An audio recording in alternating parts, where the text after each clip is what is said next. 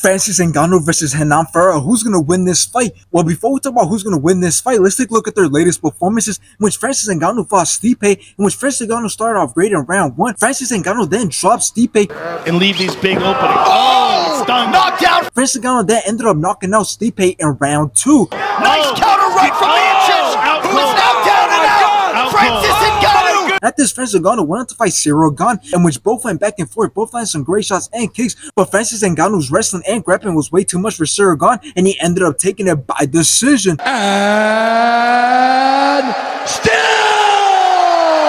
Now let's take a look at Renan's latest performances, in which he fought Denis Goltsov, in which Denis Goltsov had a lot of ground control in round 1 until Renan dropped and put a lot of punishment on Denis Goltsov, in which the rest seen enough and stopped the fight in round 2. He's knocks down big time, and the hammer fist will finish! After this, Renan Ferreira went on to fight Ryan Bader, in which Renan dropped and put a lot of punishment on Ryan Bader, in which the rest seen enough and stopped the fight in round 1. Bader, it goes right to the end of the fight!